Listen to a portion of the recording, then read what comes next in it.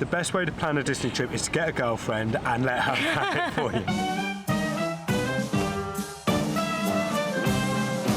We just did 4 days of Disney, so we have a video for each one of the parks. This is just a video of Disney in general. You can hopefully take something from this video to plan your own Disney trip. Disney is not a theme park that you go without knowing anything and without planning anything, that you're just gonna buy the tickets and get there and enjoy your day.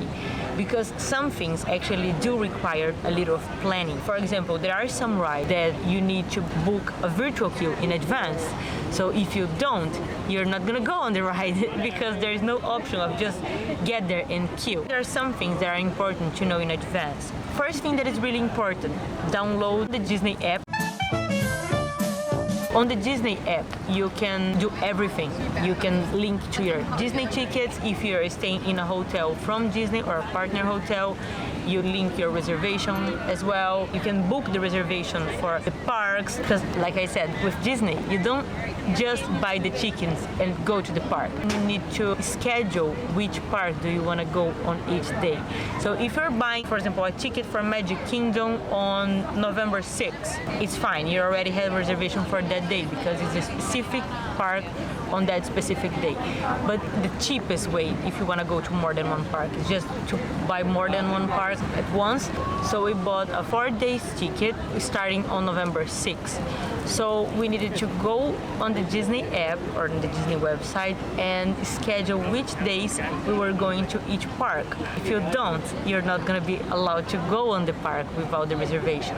So first thing, buy the tickets, reserve the days that we're going. The hotel, we linked the hotel. So we stayed in a Disney partner hotel. I had to phone up to make sure that that was also linked to the app because that was how we got our early entry with that hotel. The customer service was quite easy to get hold of and then they managed to fix everything pretty quick. If you want to go to any restaurants, you can schedule reservation for restaurants as well. If you're getting the Disney Fast Pass, you schedule the rides that you're going. Virtual queues you do through the app. To check the queue times, you're basically going to use your app a lot. You can have your whole group linked to the app. So I had my app, my account, Marcus had his, and then we just link to each other, and then everything will be linked on the Disney app.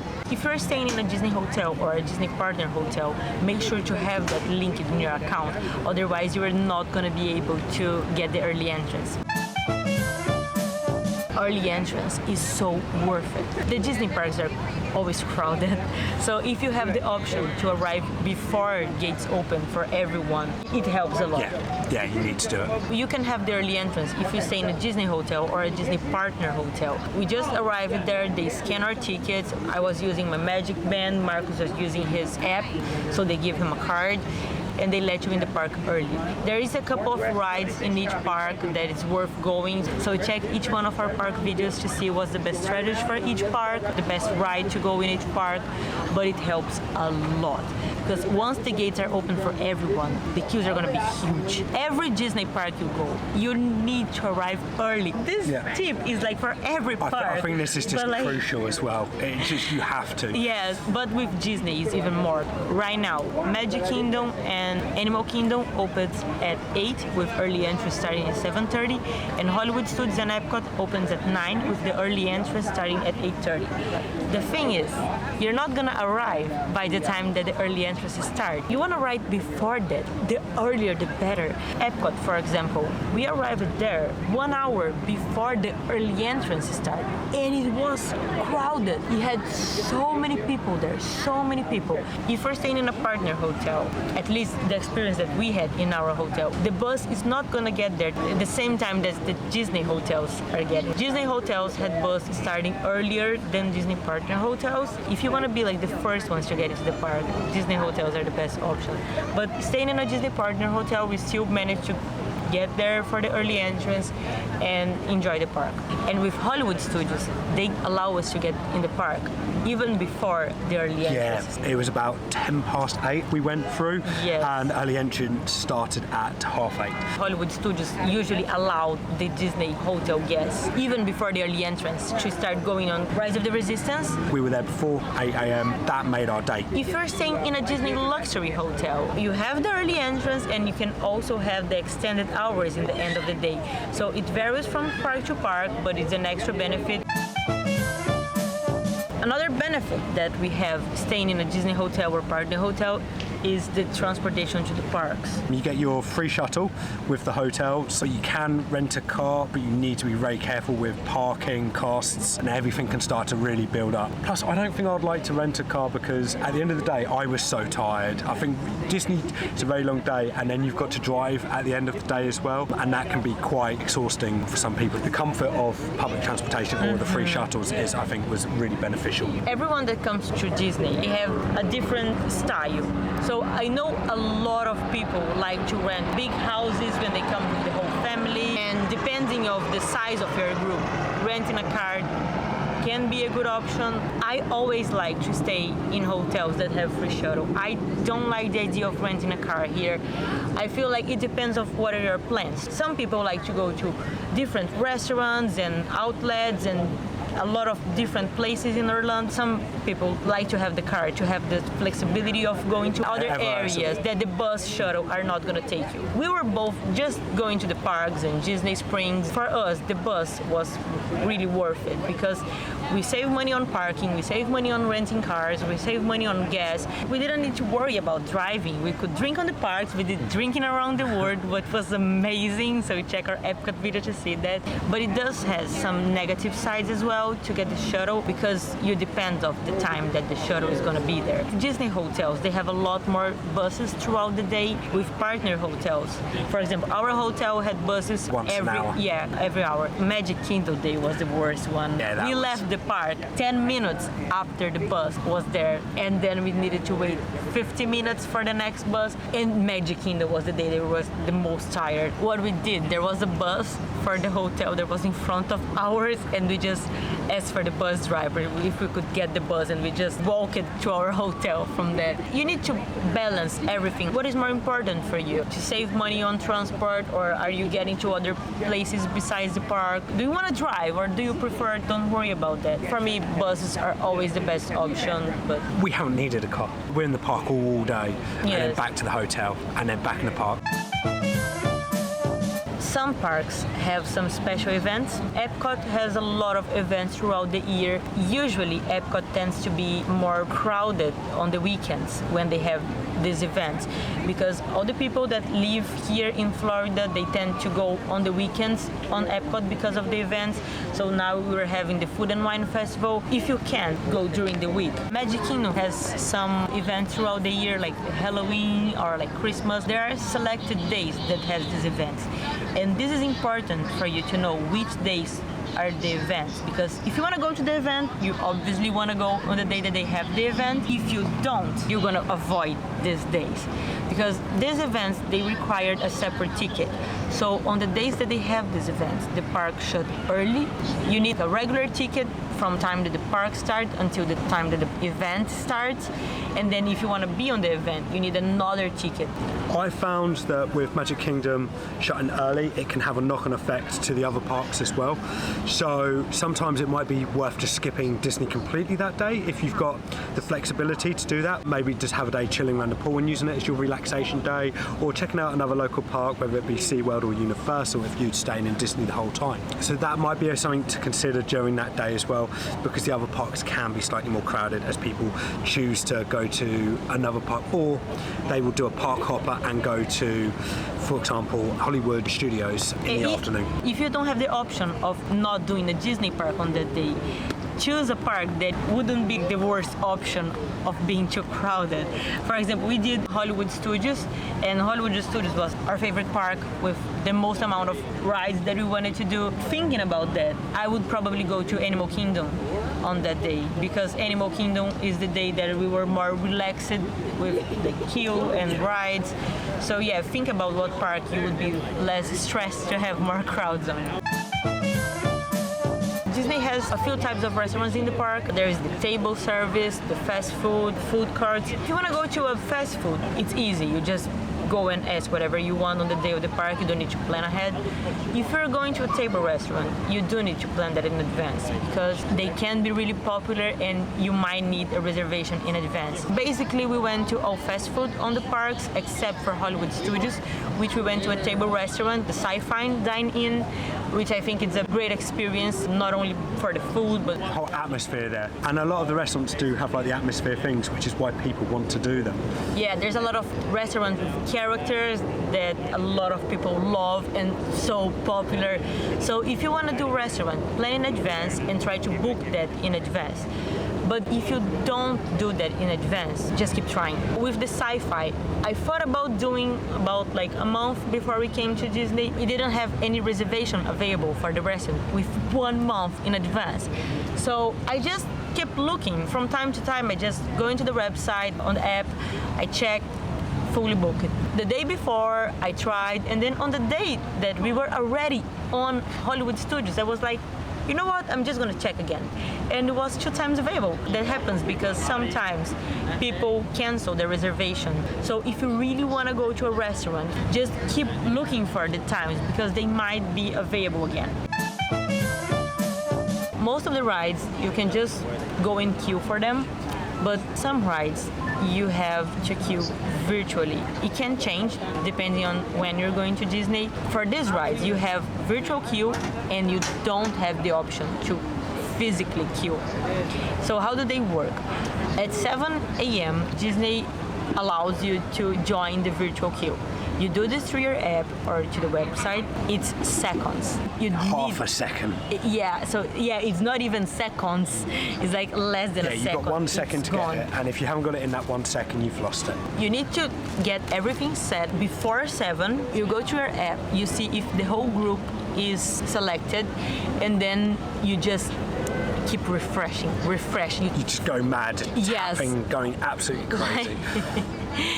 And by the time it's 7, or you're gonna get it, or you're gonna have a message that is already out. On the first day, we were going to Epcot and we managed to get Guardians of the Galaxy on the 7 a.m. It was amazing. I didn't even realize what I was doing. So you keep refreshing, it's gonna have an option to confirm and then confirm again. I thought I had missed it. It's so fast. On the next day, we went to Magic Kingdom, so I was doing this for Trump. Everyone in your group can try on their own device. It's better if everyone is trying, so you have more chance. Like, let's say I'm trying, Marcos is trying. If I get it on mine, and then Marcos get it on his, he's gonna have a message. You already have a reservation, so he's not gonna allow him. So everyone can try at the same time. On the second day with Tron, we didn't make it. By the time we went 7, was like, don't have more spaces available. You do have another option at 1 p.m. 10 minutes before, we were already trying, and then we realized that It didn't scan you into the park that day. there was some problem with my digital. So I just ran back to the entrance of the park. I scanned my ticket again, because for the 1 p.m., you need to be in the park. Let's say you're doing park hopper, the parks that have the virtual queue. Or you can do that first thing in the morning, and then you can do the 7 a.m. without being in a park. Or if you want to do these parks in the afternoon and get the 1 p.m. reservation, you need to be inside the park to have the reservation. What is really important, just check if everything is okay before the actual time for the virtual queue is allowed. Because if I had just gone to the app at 1 p.m., I would realize that I was not scanned in, so I would just probably lose my time. If you're staying in a Disney luxury hotels and if you have the extended hours in the end of the day, you still have a third option, would be at 6 p.m. But if you're not staying in a Disney luxury hotel, you would not have this option at 6 p.m. Even though the park is open until late. This is only for Disney luxury hotels. Another thing is with the virtual queue, you only have 1 ride a day. So if you get the 7 a.m., you will not be able to get the 1 p.m. again to do a rewrite. So if you want to rewrite, you need to buy a Lightning Lane for that. Lightning Lane is the Disney system for fast passes. Some rides, you only buy the Lightning Lane individual, and for the other rides, you only get the fast passes for them if you buy a combo of Lightning Lanes with the rides that have the virtual queue. If you don't get the virtual queue for them, you can always try the Lightning Lane. The Lightning Lane starts at 7 a.m. as well, but tends to get a little bit easier. You have more than just a second to buy it, but it's still good to buy as soon as possible. With the combo of Lightning Lanes, you buy a package for a couple of rides, and then you need to schedule them. and they are all limited. The most popular the ride is, The longer you'd have to wait virtually. and the fact that you bought is not gonna guarantee that you're gonna get the lightning lane for every one of the rides that are available. Because if Disney just allowed everyone to schedule, the most popular rides would be like huge queues for the lightning lane. So it's limited. So let's say I'm gonna schedule the first ride. I can only schedule the second one after I do the first one. Let's say I schedule the most popular ride on the park and I get at 6 p.m. I would lose the whole day. We decided to not buy lightning lanes because first, we're doing Disney on a budget. We choose to stay in a Disney partner hotel, so we're already getting all the popular rides in the beginning of the day, and it was fine for us. We didn't need any lightning lanes. We managed to do everything that we wanted without spending any extra money. And because honestly, I didn't want to worry about that. You have the stress of keep booking and keep planning what is the ride that is going to be more popular and it's going to be the biggest queue. When you do a virtual queue, you have to be at the ride at a certain time, so you end up planning your whole day around being at one part of the park at a specific time, and this can have a negative impact on you because you might end up wasting time for 30 minutes around a particular ride just waiting to be able to go in, where sometimes I found like we were just doing the rides and getting on the rides, and I think the best example was Epcot when we had Guardians of the Galaxy loaded up at 9:10. We got in one queue and realised we had to leave this immediately because we got called early onto Guardians of the Galaxy, so we had to leave a queue to go on Guardians of the Galaxy, otherwise we would have lost it and not got the chance to ride it at all. So you have to be a bit cautious when going around planning your rides for that. This is Disney. You're probably gonna need to queue for rides, and sometimes it's fine with Hollywood Studios. You just like, let's make a list of every ride in the park. We were checking the app for queues on the day before to see how the queues were around the day. We knew that Slink Dog, we're probably gonna queue almost 2 hours for that. We already designed it. You just planned it, and that's fine. Slink Dog, we're gonna queue 2 hours. So we're gonna, first thing in the morning, Rise of the Resistance, and we're gonna do that without queue, and then we have this ride, and we're like, you know what? We will still have time because we knew that even queuing 2 hours for Slink Dog, even queuing 1 hour for most of the other rides, we will still have time to do everything that we wanted. And so we could just relax and queue. And when you go in with that mentality, it helps you to relax a lot more, knowing that you're going to queue, so just relax and just go in a queue. If you hate queuing, if you're here in a really busy day, lightning lane might be worth it. I'm not saying that it's never worth it. That brings us on to the other point. Looking the app for the queue times is really important, even doing that in advance to know how the queues work during the day. But it does have some negative sides as well. First thing, let's say you join a queue. It's 60 minutes.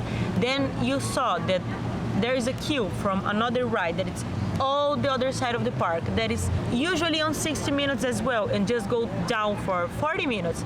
Then you decide to leave the queue that you were at, walk all the way to the other queue. Is it really worth it? You're going to be wasting so much time doing You it. just walk 20 minutes from one side of the park to another to save 20 minutes on a queue. On Epcot, on our first day, we did it a lot. Like, Epcot's a pretty huge park, and sometimes we just walking and like, how much time did we actually save on doing that? Because you walked a lot.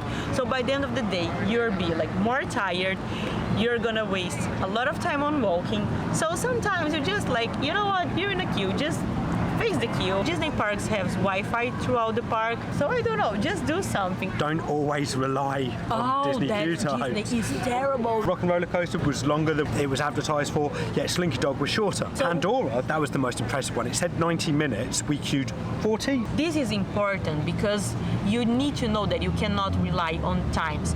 And sometimes, because of what you said, you need to plan your day because you have the time of the shows, the time of virtual queues, lightning lanes if you bought lightning lanes, dinner reservations, and sometimes you feel like, oh, do I have time to go on this queue before going on whatever you have planned after? Don't always rely on Disney queue times. We had this on Tron. So we had a reservation for Tron and we were like, oh, we cannot go on this ride because we don't have time.